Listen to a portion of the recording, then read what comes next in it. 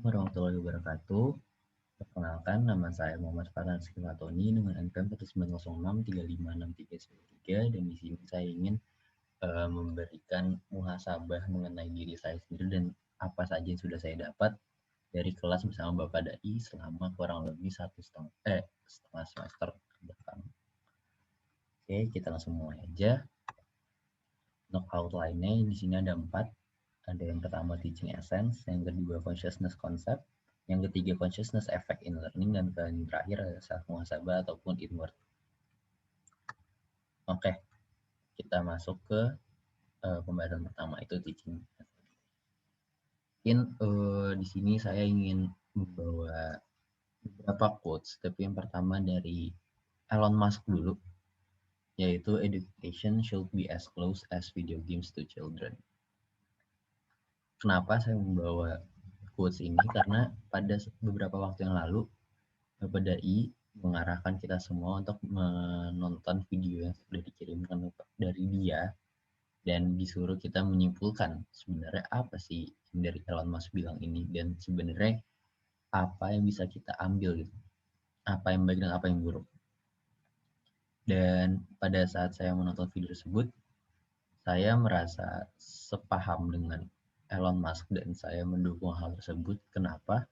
Karena kalau misalkan kita berpikir di kehidupan sehari-hari, pastinya semua orang merasa senang bermain video games.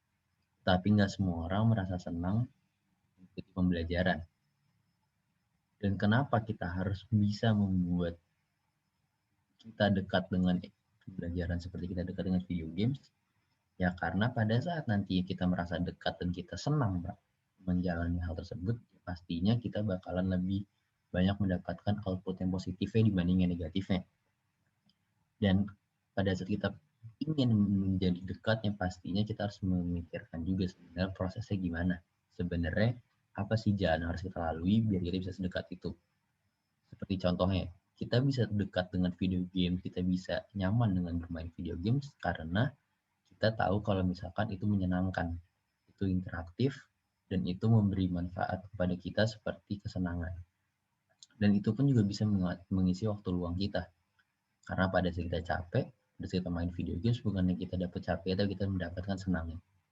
Dan itu sebenarnya hal yang bisa diimplementasikan kepada pembelajaran sehari-hari. Di mana kita harus bisa menjalani pembelajaran, kita harus bisa mengikuti pembelajaran dengan cara yang menyenangkan, dengan cara-cara yang interaktif, dengan cara-cara yang seru dan baik bukan dari muridnya doang, tapi dari guru ataupun dosennya juga. Biar nantinya output yang kita dapetin juga bisa maksimal dan positif.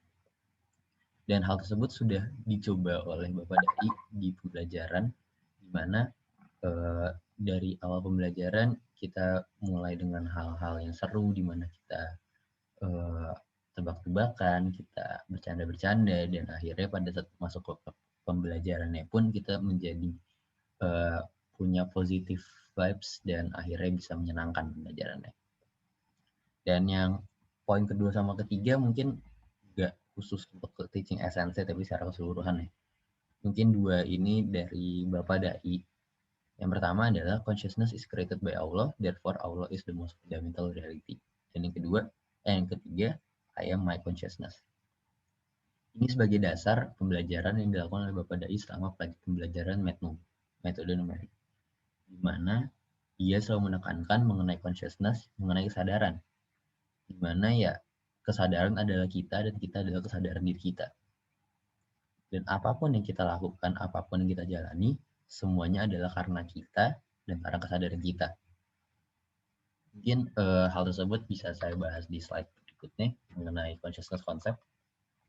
Mungkin di sini saya ingin membacakan dua quotes yang akan saya bahas satu-satu. Yang pertama, no problem can be solved from the same level of consciousness that created it. Itu adalah quotes dari Albert Einstein. Dan yang kedua, consciousness means you are not to learn from other what is right and what is wrong. There is no need to learn from anybody. You have simply to go in. Just the inward journey is enough. The deeper you go, the more consciousness is realized. Mungkin saya ingin membahas yang Albert Einstein bicarakan dulu.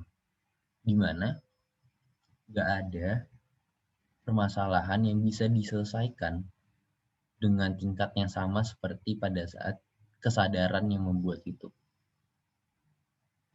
Jadi pada saat kita bisa mengontrol our consciousness dan kita bisa menyelesaikan masalah dengan consciousness kita masing-masing, itu bakalan kita udah mencapai tingkat yang berbeda. Dan kita juga bisa menyelesaikan masalah tersebut dengan yang lebih baik lagi. Karena kita udah memiliki consciousness kita. Dan kita melakukan semua hal tersebut karena kita sadar.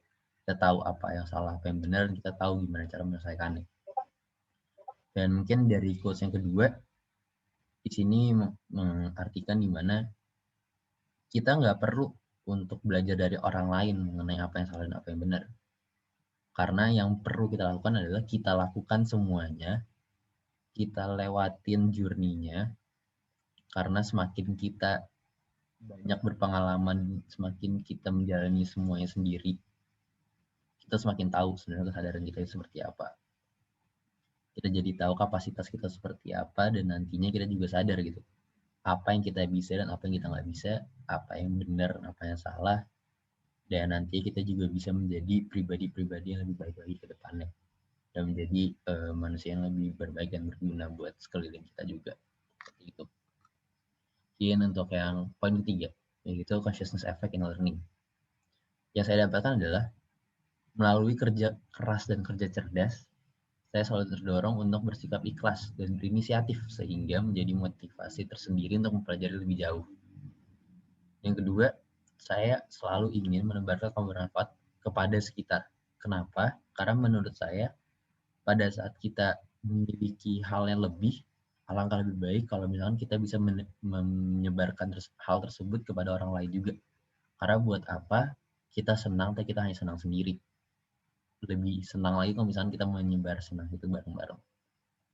Dan ketiga adalah tidak memiliki rasa puas, di mana saya tetap ingin mencari lebih-lebih lagi. Dan yang terakhir adalah mengimplementasikan stay hungry, stay foolish yang pernah disebutkan oleh Steve Jobs, di mana sebanyak apapun ilmu kita, sebanyak apapun yang udah kita dapatkan, kita harus selalu ngerasa stay hungry dan stay foolish.